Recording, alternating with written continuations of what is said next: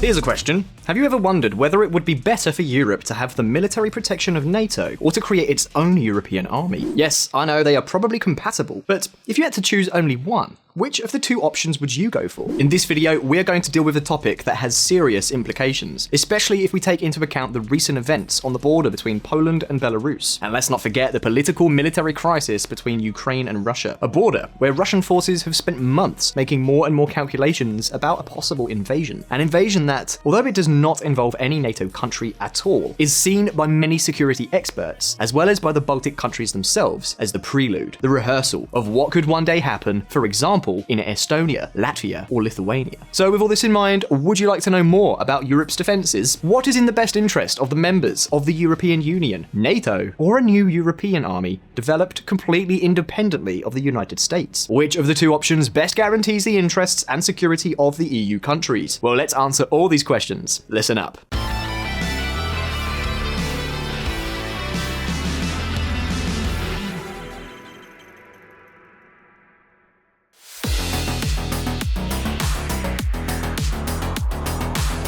How can Europe's security be guaranteed? This is the real question. But before we start to dive into the question of whether or not to stick with NATO, whether or not to build a European army, let's briefly look at what exactly NATO is and what it consists of. Because while I'm sure the vast majority of you know about this issue, I realize that some of you may view this whole thing with some distance.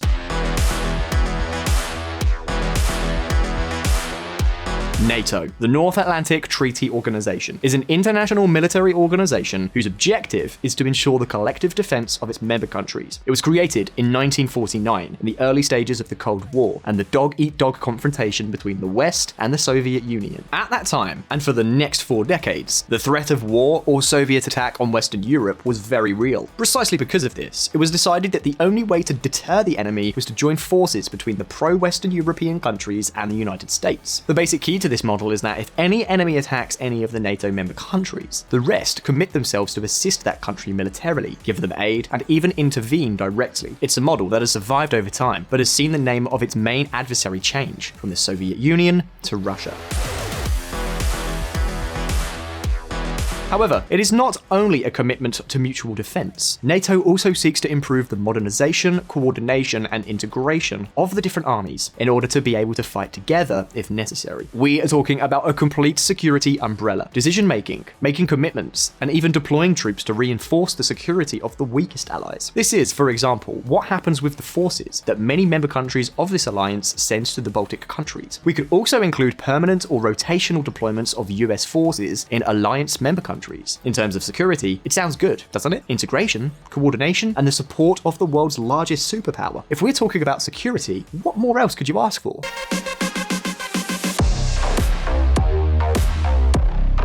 Well, it turns out there is one small problem. Over the years, NATO seems to have become less popular amongst the old powers of Western Europe. For example, pay close attention to these statements by the French president on the crisis with Russia.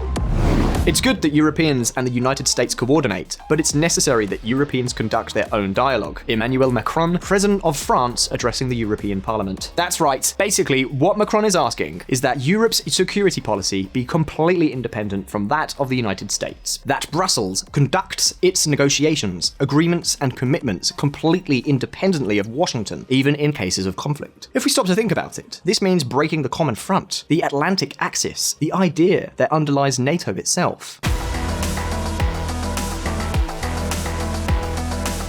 And obviously, in order to be independent in security matters, you need to have your own military capabilities. What I mean is that clearly you don't want to be making decisions while you're covering yourself with other people's soldiers. And so, VisualPolitik friends, it is not at all common that a European leader of such influence speaks with such a degree of NATO skepticism. In fact, listening to Macron, we could almost come to think, I don't know, that Vladimir Putin was on the verge of getting away with fracturing NATO by threat. By the way, if you want to learn more details about how NATO has changed over time and how it functions, you can't miss this video.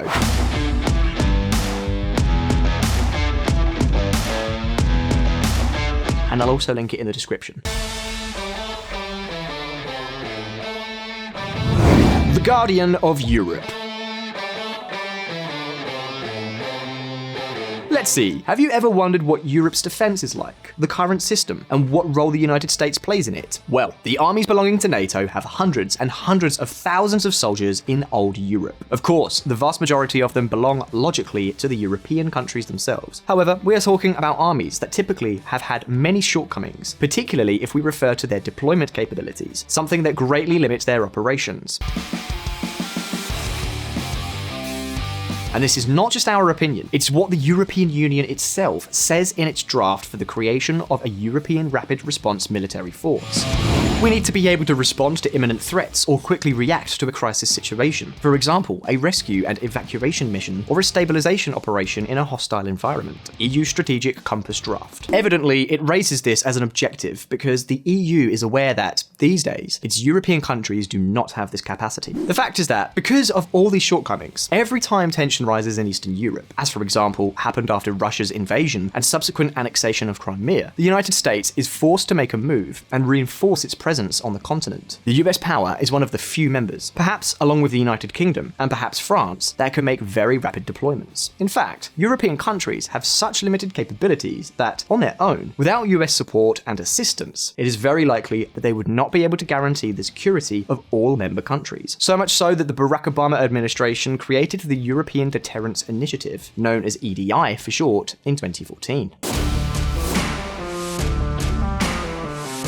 This initiative responded to a long-standing request from the countries of Eastern Europe. It was intended to reinforce the US contribution to European security. To achieve this objective, the initiative proposed to increase the forces deployed in countries considered to be on the front line, such as Estonia, Latvia, Lithuania, and Poland. Also, to increase the budget for multinational military exercises and improve key infrastructure for deterrence. In practice, the program has cost Americans nearly $25 billion between 2016 and 2021. Quite a show of commitment on the part of Uncle Sam.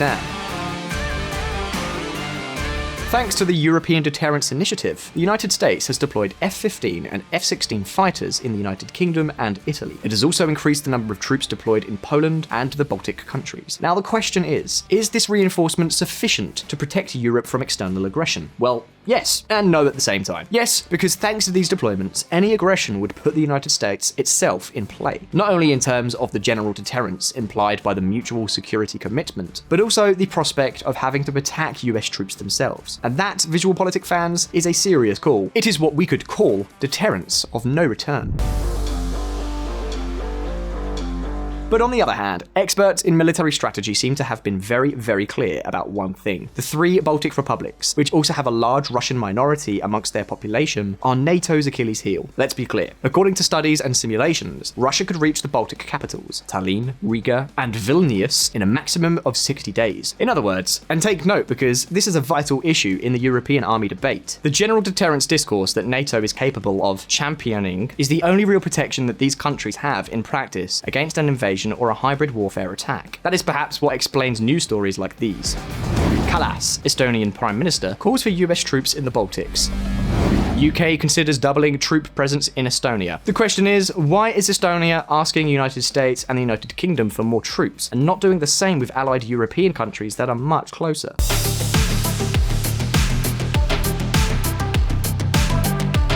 Well, basically, they're doing it as a matter of capability and deterrence. In the end, the great asset that NATO has, and that, for example, a strictly European Union security organization would never have, is that the United States is behind it, and to a lesser extent, also the United Kingdom. The largest and one of the next largest military powers in the world. Nor would this same European organization have the combat and rapid deployment capabilities that the United States currently brings to NATO. And this is something that brings us directly to another one of the big issues. Cash. As you all know, NATO has a spending guideline of 2% of GDP. However, with the exception of the United States, the United Kingdom, the Baltic republics, Poland, and a few other exceptions, the vast majority of the members of the Atlantic Club do not comply with this guideline. And the question is, would they be willing to change their allocation of public funds to increase their military budgets? Well, in view of the above, everything seems to point to the fact that the answer is negative.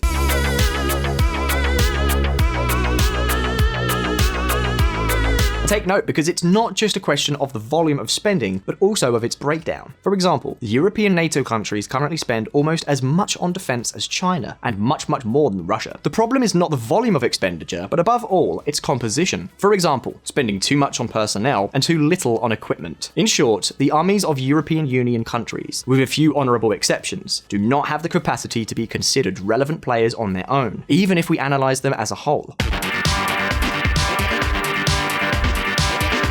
And of course, without effective armed forces, and without even being able to guarantee security in continental Europe, how on earth are you going to be able to have a totally independent security policy? How are you going to establish an effective deterrence discourse? And as far as other issues, such as energy dependence go, well, let's not even talk about it. However, would the creation of a strictly European military defense structure, as Macron seems to want to propose, solve all of these problems? Is NATO to blame for the lack of commitment shown by many of its member countries? These are the key questions in this whole story. Listen up. The illusion of self-defense. Why is Macron calling for Europe to go at it alone? Does the European Union really need to move forward with military structures other than NATO? Would Europe be better defended if it relied solely on its own resources and did without the United States? Well, you see, in this case, the answers are almost always political in nature.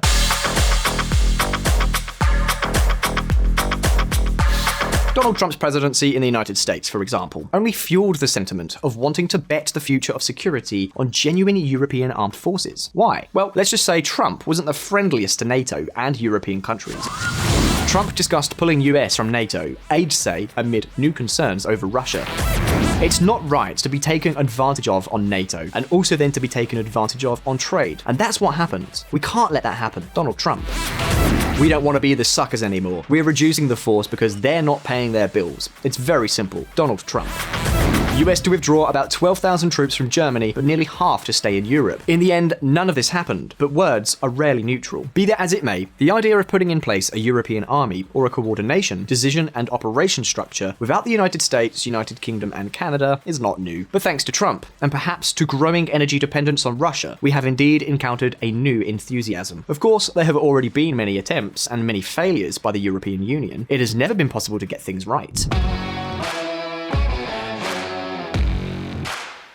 This is the case, for example, of the Eurocorps, which, with up to 60,000 troops and 11 participating states, is a military corps established in 1992, which serves primarily to support UN, NATO, and OSCE peace or stabilization missions. There are also other examples, such as the European Gendarmerie Force, which is a kind of European police force with military status that has only 2,000 units attached to it, or the European Rapid Task Force, which hasn't existed since 2012, and which was supposed to be a small rapid deployment force capable of maneuvering in less than 5 days to contribute to humanitarian and peacekeeping missions. Today, all these corps and some additional ones are framed within the permanent structured cooperation known as PESCO, which seeks the structural integration of the armed forces of the 25 member states that are attached to it.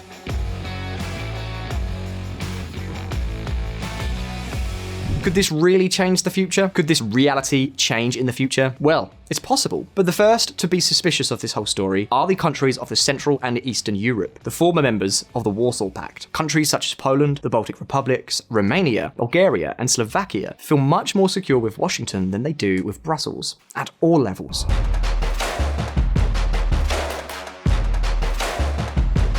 The crisis with Ukraine was a good example of this. While Paris and Berlin wanted to conduct their own negotiations with Putin, most Eastern European countries asked for two things: a single joint NATO voice and an increased deployment of US troops. It is very important for NATO to give a common response to the current tension. General Rajmund Andrzejczak, Chief of the General Staff of the Armed Forces of Poland. In fact, this could be an important element of fracture, a further crack, if France and Germany remained determined to go at it alone. Of course, recent developments with Russia seem to have achieved quite the opposite of what Macron and also Vladimir Putin intended.